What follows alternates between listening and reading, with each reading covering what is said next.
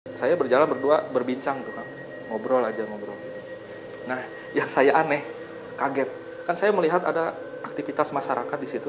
Eh, ada satu orang itu pakaiannya pakaian zaman dulu Kang, dia lewat, jadi kayak berpapasan dengan saya. Saya itu tabrakan kan, tabrakan itu kan. Saya mau menghindar, tapi saya tidak bisa keburu tabrakan itu, karena saya kan lagi ngobrol-ngobrol, tiba-tiba lihat ke depan ada orang gitu. Yang jalan gitu. Nah, pas tabrakan itu tembus kan.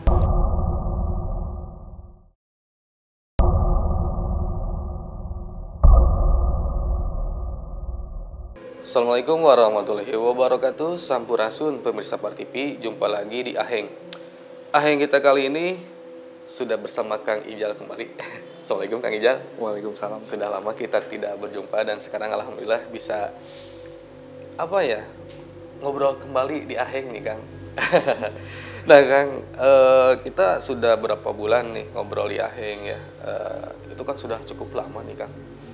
Nah mungkin ada pengalaman-pengalaman lain yang baru Kang, atau mungkin bahkan belum diobrolkan Kang pada waktu kita podcast itu Kang. Boleh deh kita langsung saja, mungkin dari mana nih Kang? Oke, terima kasih kepada Kang Windu nih telah memberi kesempatan kembali ya kepada saya untuk tampil di program Aheng nih, berbagi pengalaman kisah horor ya. Kisah horor. Oke, mungkin ada Kang kisah horor yang belum saya ceritakan nih sama Kang Windu di Tempo dulu ya. Mungkin kisahnya ini memang benar-benar saya alami Kang. Ketika waktu saya dulu nih udah lama ya kejadiannya, ada sebuah gunung Kang yang dimana terletak di daerah Kecamatan Danmaraja nih Kang. Itu terkenal dengan sejarahnya. Gunung ini disebut Gunung Sangkanjaya Kang. Gunung Sangkanjaya. Oke ya, Sangkanjaya ataupun Nurmala Sakti. Nah, kala itu saya bersama teman-teman nih kan, dulu saya sempat ngaji nih Kang. Nah, oleh guru saya diajarkan untuk ziarah. Nah, di sana kan kebetulan ada sebuah patilasan Batu Numpang. Itu konon merupakan sebuah patilasan dari leluhur yang ada di Sangkanjaya yang bernama Eyang Nur Putih itu. Nah, singkat cerita waktu itu saya berziarah dengan rekan-rekan santri nih Kang ya, ke lokasi Gunung Sangkanjaya. Perjalanan mungkin dari bawah ke atas lumayan cukup melelahkan perjalanannya karena medannya itu menanjak nih Kang. Nah, sebelum saya melewati lokasi Gunung Sangkanjaya, saya pun bertemu ada sebuah tebing Kang. Di situ namanya Batu Jangkis Kang. Itu terletak di Desa Cipeteuy, karena Gunung Sangkanjaya ini terletak di Desa Cipeteuy Kang. Nah, konon itu menurut sejarahnya, menurut masyarakat yang saya ketahui, Batu Jangkis ini ada kaitannya dengan sejarah tempo dulu. Ada sebuah orang yang tinggi besar tuh Kang. Tinggi besar itu kerjanya dia menyepi di situ Kang. Jadi dia seperti gini Kang, dia sering mencuri di pemukiman warga, makanan seperti itu untuk mungkin menyambung hidup Kang. Nah, sampai akhirnya dia meninggal di situ Kang. Nah, karena orangnya tinggi besar, maka di situ dinamakan Batu Jangkis. Karena memang di situ tebingnya itu tinggi Kang. Tebingnya itu tinggi, makanya disebut Batu Jangkis karena ada yang meninggal di situ tempo dulunya. Nah, disitulah mungkin awal titik saya masuk menuju ke Gunung Sangkanjaya. Nah, singkat cerita lanjut di situ, sebelum saya sampai di Gunung Sangkanjaya itu saya harus melewati dulu ada beberapa sebuah batu. Nah, batu ini disebut Sang Hyang Pamukalawang. Menurut orang-orang setempat, karena di situ mungkin awal mula pintu gaib, gerbang gitu kan. Gerbang gaib. Ya, di situ. Lanjut saya jalan ke sana, ada lagi bertemu dengan Sang Hyang Tumpeng. Nah, barulah setelah itu Batu Numpang, yaitu patilasan yang berputih. Nah, konon nih Kang, dulunya sejarah dari Sangkanjaya itu kan itu hutan yang sangat wingit Kang. Di jarang pemukiman warga dulu Kang di situ. Makanya katanya menurut tokoh-tokoh masyarakat adat di situ, ada yang sompral saja, dia berani berkata yang tidak senonoh ataupun menebang sembarangan pohon atau apapun, pasti langsung kesurupan di situ. Dulunya. Saking sangatnya. Sangatnya gitu. Nah, dan yang anehnya Kang, kan di Batu Numpang itu ada sebuah batu besar, cuman dia itu ditopang oleh batu berukuran kecil Kang. Batu berukuran kecil, di samping kanan kirinya itu jurang. Dan secara logika kalau misalkan batu itu jatuh, yang menopangnya pastilah batu besar itu jatuh ke bawah. Itu cuman ini tidak Kang. Dari dulu pasti ya? Dari dulu sampai sekarang masih. Dan dulu ada air yang dari dalam batu itu langsung ngocor itu Kang. Itu langsung ngocor, itu sering digunakan oleh masyarakat menjadi kepercayaan sebagai media, intinya wasilah penyembuhan berbagai penyakit gitu. Dan air itu real ngocor Kang. Padahal tidak ada sumber air dari situ. Itu langsung dari batu. Nah, bentuk batunya pun seperti guha Kang. Guha guha itu sekilas dari luar itu kecil Kang. Kecil. Cuman konon nih dulu katanya kalau memang niat kita tidak baik, itu pasti ada sesuatu yang terjadi di situ. Diganggu ataupun gimana gitu. Tapi kalau niat kita baik, aman Kang di situ. Nah, yang anehnya kan waktu itu saya pergi dengan teman saya itu 20 orangan Kang. 20 orang. Itu menginap di situ Kang. Di guhanya? Ya, di dalam guha itu. Dan posisi saya nyampe puncak tuh udah malam Kang, udah lewat maghrib lah Kang, udah mau isya gitu, baru nyampe puncak karena saya berangkat itu dari sore Kang, dari bawah gitu. Nah, kan yang anehnya di situ semua orang itu 20 orang itu bisa masuk ke dalam guha itu. Itu posisinya kita bisa masuk berdiri kah, duduk kah, atau seperti apa Kang? Berdiri Kang. Oh, berdiri bisa masuk ke situ. Nah, itu yang aneh karena saya waktu itu kan pertama kali Kang, pertama kali ke situ. Anehnya kan kayak saya lihat seperti kecil tuh batu. Begitu masuk itu lega seperti gede gitu Kang. Ruangan bisa masuk 20 orang tuh masuk, bahkan sholat berjamaah di situ. Leluasa lah ya, 20 orang. Enak, intinya bisa ya gerak ke sana ke sini lah gitu kan. Itu posisi emang gelap Kang. Saya nggak tahu tuh kanan kiri itu jurang, itu nggak tahu Kang. Posisi malam itu. Nah, setelah sholat, setelah ini alhamdulillah kita tidur, itu benar-benar terlelap, tidak ada hal-hal aneh. Karena memang niat kami berangkat ke sana, satu memang berziarah, keduanya ya tidak ada niat macam-macam gitu. Intinya seperti itu. Dan yang saya kagetnya pas pagi Kang. Nah, apa tuh? Saya tuh tidur di pinggir, waktu malam kan seperti biasa gini, pelataran gitu Kang ya, lega. Pas tidur saya gerak sedikit aja itu udah jatuh saya jurang. Dalam gitu kan? Iya, dalam Kang. Teman saya kan ada yang berdiri nyender di ranting ada pohon kan, gini aja. Yang sebelah sana sama seperti itu. Cuman itu diam posisinya lagi tidur tuh, nggak gerak. Pas bangun matahari sudah terlihat, lihat itu juga sama. Itu dia jurang kan, langsung kaget, gemeter. Saya juga langsung pelan-pelan. Itu dahan-dahan pohon gitu ya? Ada dahan pohon. Itu yang anehnya. Tapi alhamdulillah selamat ya. Cuman menurut orang tua dulu kalau niatnya nggak baik itu pasti kesurupan di situ. Kesurupan atau celaka ya. Ya, dan guha itu pun terlihatnya sempit katanya. Oke. Ini sangat menarik ya. Gua yang seperti sempit tapi pas malam nyala lega Kang ya. Tapi ketika bangun ya emang jurang gitu ya. Emang jurang, dan alhamdulillah selamat nih Kang ya. Nah, itu di Sangkanjaya Kang ya. Ternyata ketika menuju ke Sangkanjaya juga di situ banyak tempat-tempat keramatnya Kang ya. Tadi disebutkan ada beberapa di antaranya. Nah, itu di Sangkanjaya nih Kang. Mungkin ada lagi bergeser ke mana gitu. Nah, tadi saya sempat menyebutkan Gunung Golempang ya Kang. Itu. Jadi waktu itu setelah dari Gunung Sangkanjaya kita ke Gunung Golempang Kang. Oke. Pada hari itu juga pada waktu yang bersamaan atau beda? Beda hari. Oh, beda hari. Selang berapa hari dari situ lah. Oke. Kita ke Gunung Golempang. Konon menurut sejarah itu gunung tempat berkumpulnya para leluhur dahulu kan. Mungkin secara ya istilahnya kepercayaan kebatinan gitu kan. Tempat berkumpulnya leluhur di situ. Nah di atas Gunung Golempang itu kan kenapa Golempang kan dia ada legok gitu kan di atasnya. Ya, di atasnya gitu kan. Ya ada legok seperti itu. Nah kita sama bermalam di situ Kang. Bermalam. Pas nyampe puncak pun pas mau maghrib lah sama. Karena kita berangkat juga sore. Nah ada kejadian anehnya waktu ini real penampakan Kang. Kita kan biasa nih kan kita dari bawah bawa galon nih. Mau maghrib udah persiapan nih abdas seperti itu mau sholat jamaah di atas.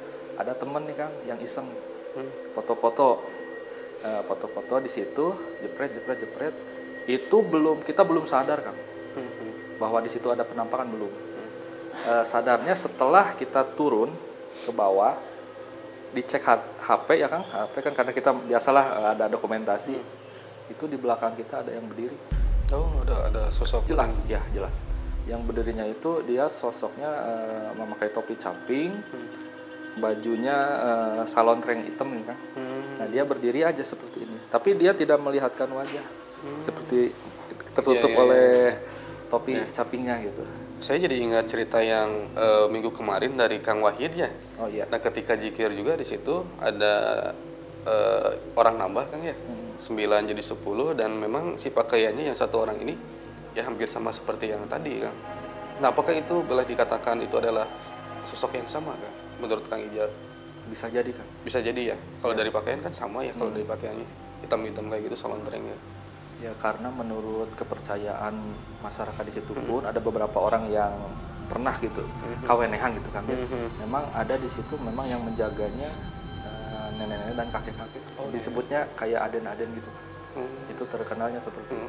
Di Golempang ya. Cuman ya memang dia tidak mengganggu. Yang menjaga di situ, cuman tidak tahu ya kalau kita berniat tidak senonoh di atas sana, nggak tahu lah apa yang terjadi gitu. Karena kan di gunung itu intinya banyak penghuninya Kang. Kan sakralnya kita tidak boleh melakukan hal yang tidak senonoh lah di atas gunung itu, maupun di gunung manapun. Ya, itu bukan tidak hanya boleh. di situ saja ya. Kang Ijal juga pada waktu itu ikut yang 9 orang itu? Ikut. Oh ikut ada di situ? Ikut, iya. Oke. Ikut di situ. Nah ketika di sana, ketika kegiatan zikir, wirid dan lain sebagainya di situ, yang Kang Ijal rasakan seperti apa? Nah waktu itu kan kebetulan Kang Wahid itu senior di pesantren itu senior. Nah saya ikut rombongan itu sebenarnya. Nah posisi penampakan yang tadinya kan kita 9 di belakang ada lagi jadi 10 itu di belakang saya. Oh di belakang Ijal. Penampakannya. Yang satu orang yang asing itu. Ya, yang saya rasakan lagi sholat itu di belakang tuh merinding kayak ada yang berdiri gitu. Cuman saya nggak bilang gitu, nggak noleh kan lagi sholat lah gitu kan. Diacuhkan aja gitu. Nah tahu-tahu pas begitu Pak Didin bilang tadi kita kesini 10 orang ya, nggak 9, tapi dia lihat ada 10. Dihitung mungkin ada 10 orang. Ya. Oke. Pas dihitung kembali emang ada 9 ya? Ada 9. Begitu selesai sholat tuh ada 9. Pas lagi sholat tuh 10. Itu di Golempang. Ya, di Golempang. Nah konton di Golempang ini kan saya mendengar dari masyarakat juga. Emang di situ masih ada maung Kang? Maung asli atau seperti apa sih Kang? Di situ ada penampakan harimau? Ya, ini real Kang. Real kejadian dari salah satu masyarakat yang ada di Desa Cipete ya Kang. Kan itu dari Gunung Golempang ke Desa Cipete itu dekat, bisa ada jalan pintas lah menuju ke sana. Nah, singkat cerita kan biasanya masyarakat itu kalau misalkan sumber mata airnya tuh dari gunung Kang. Jadi dialirkan ke pemukiman-pemukiman. Nah, satu waktu ada masyarakat yang neang cai gitu Kang. Istilahnya ini ada yang mampet nih. Dia malam-malam tuh Kang. Dia karena mungkin udah biasa jadi ya udah nggak ada berpikir apa-apa, cuman pas hari itu dia bertemu dengan sosok harimau. Dia kaget lagi Dari air ya neang cai gitu Kang, ada tiba-tiba ada yang menggaung di belakangnya. Menggaung, pas dia noleh matanya tuh nyala. Mata nyala, dia langsung gemeter, kaku gemeter. Mau lari mau ini udah nggak bisa. Dia udah kayak pasrah, jadi saking kagetnya mungkin lemes ya. Tapi anehnya pas dia noleh lagi tuh nggak ada. gitu, nggak ada. Mungkin logikanya kalau memang harimau benar, pasti ada penyerangan lah gitu. Pasti dimangsa. Pasti dimangsa gitu. Pasti dimangsa. Ya. Jadi kesimpulannya mungkin penunggu-penunggu di situ mungkin, penjaga atau penunggu ya. Karena memang masih dipercaya oleh masyarakat setempat, memang di situ ada sosok itu kan. Jadi gaib lah gitu kan, tidak nyata. Cuman dia yang menjaga daerah lokasi itu. Nah gini Kang, sebenarnya Gunung Golempang ini setahu Kang Ijal, cerita di balik Gunung Golempang ini ada apa saja Kang, sehingga ya sampai sekarang juga masih menjadi misteri Kang ya. Di situ ada petilasan siapa saja kesananya gitu Kang, ada apa ya, karun-karunnya siapa saja. Mungkin ada yang bisa dibagikan Kang sekilas tentang sejarah Golempang mungkin. Oke, mungkin yang saya ketahui ya Kang, di atas Gunung Golempang itu ada sebuah batu yang mengkiblat ke 3 gunung itu Kang. 3 gunung teh? Ya ada Golempang kan, ada Sangkanjaya.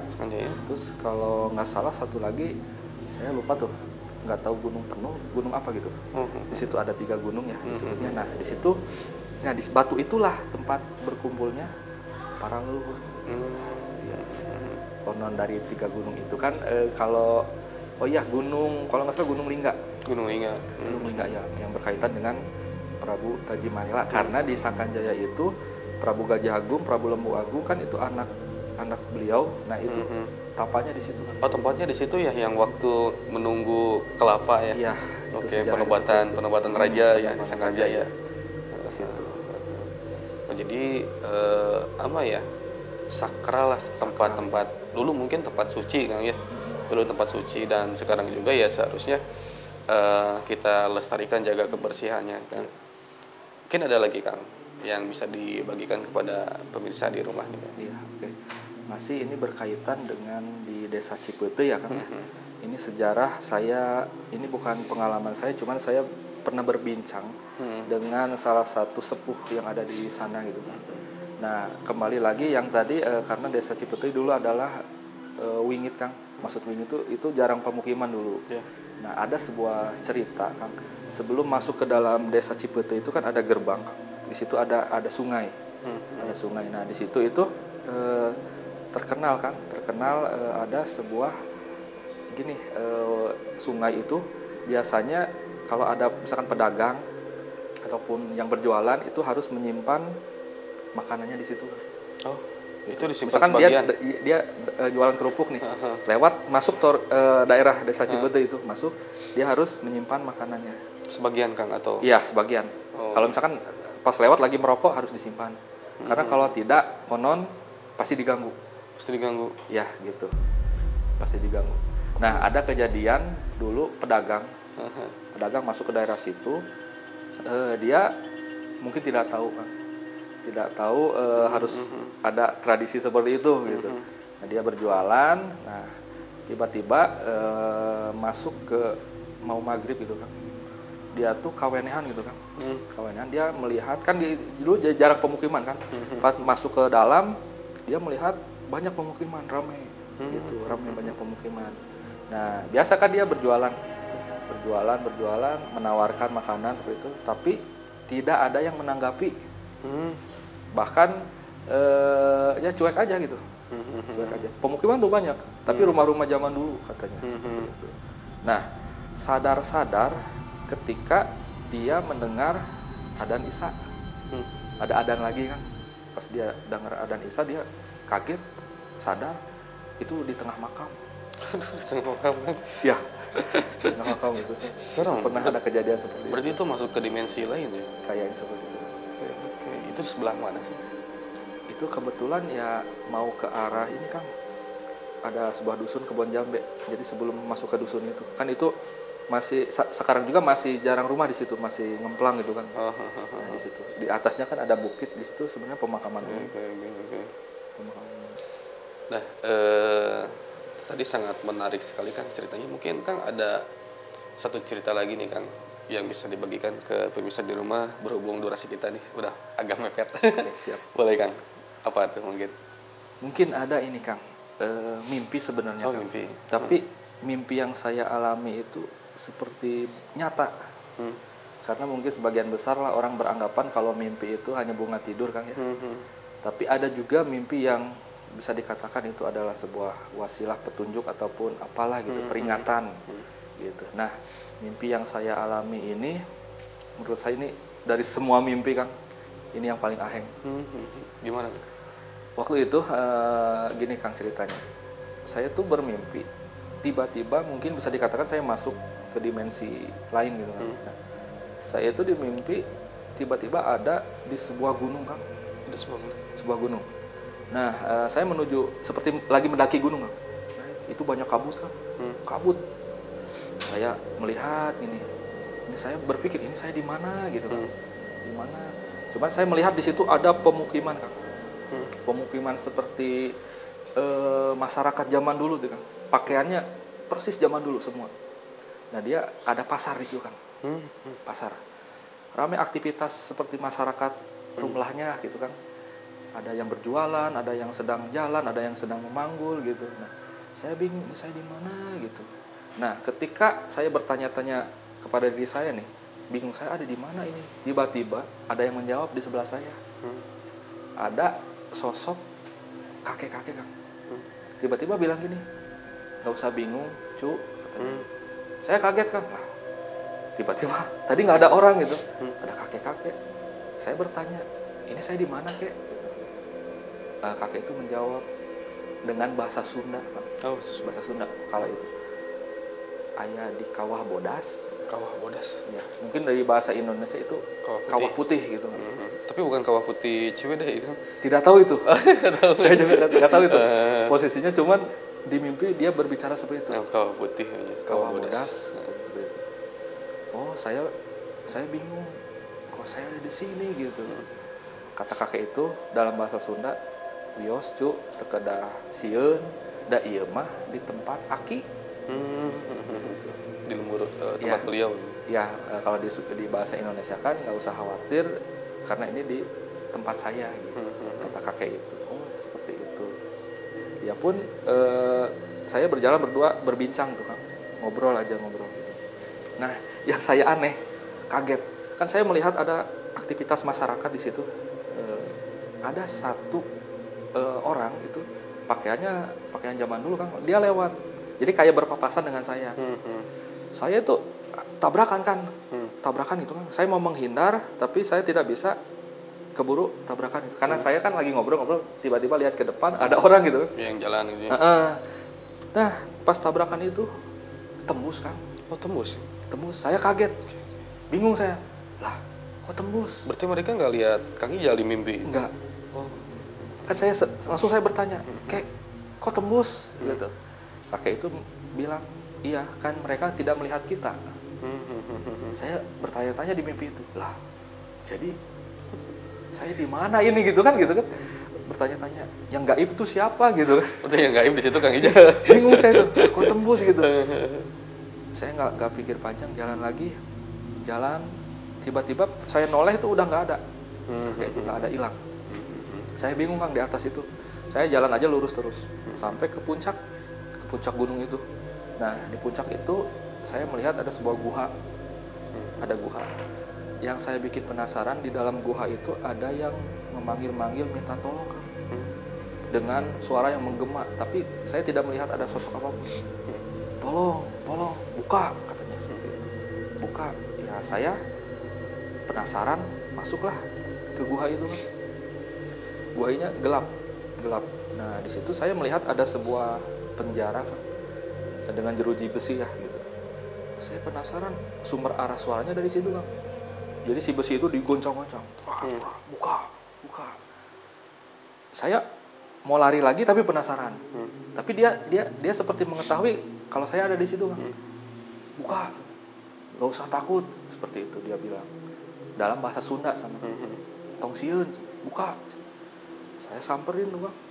Begitu saya samperin, tiba-tiba ada mata yang menyala besar ke saya, mata. Saya kaget, kan, langsung menggaung dia. Ternyata harimau, Kang. Harimau putih. Itu dilepasin, kan? Ya, awalnya saya lari, Kang. Keluar dari gua itu. Tapi dia memanggil lagi. Buka, gak usah takut, katanya. Saya balik lagi. Itu digembok, Kang. Digembok dengan gemuk yang besar. Tapi aneh, begitu saya pegang itu gembok, tiba-tiba terbuka. Lah, keluarlah harimau itu. Keluar harimau itu. Nah, tiba-tiba dia seperti langsung lompat menginjak badan saya, melihat saya, tapi dia tidak mencelakakan saya. Cuma dia melihat, tiba-tiba yang saya aneh nuh, Kang. Dia berbicara seperti manusia. Dia bilang nuhun. Terus dibukakeun, bisa berkomunikasi lah. Nah, akhirnya keluarlah harimau itu dan berjalan dengan saya itu dia ngobrol seperti manusia aja, Kang, bahasanya gitu. Tapi wujudnya dia tuh harimau besar, Putih kan? harimau putih itu. Nah, langsung tiba-tiba saya terbangun tuh pas adzan subuh itu, saya seperti orang linglung, Kang. Langsung ngahulang gitu, Kang. Iya. Capek, Kang. Iya, mungkin perjalanan panjang yang tadi kan. Lari di mana gitu. Seperti itu. Sangat luar biasa, Kang. Ya, paling inilah. Jadi kadang-kala saya ngimpi yang tadi malam lupa ya. Kalau Kang Ijal sangat detail, Kang, ya, mimpi-mimpinya seperti itu. Dan saya yakin masih ada mimpi-mimpi yang lainnya, nanti kita bisa sharingkan di akhir, Kang. Cuma sayang sekali kita hari ini dibatasi oleh waktu, Kang Ijal. Hatur nuhun untuk Kang Ijal, sehat selalu, telah berbagi informasi di sini kepada pemirsa di rumah. Dan tentunya ini juga menjadi pengalaman yang menarik juga untuk pemirsa di rumah, barangkali ada yang sama nih, Kang, seperti itu, Kang, dengan Kang Ijal. Oke, pemirsa Bar TV, itu saja aheng kita kali ini, mudah-mudahan bermanfaat. Saya tutup aheng kita kali ini, wabillahi taufiq wal hidayah. Assalamualaikum warahmatullahi wabarakatuh. Sampurasun.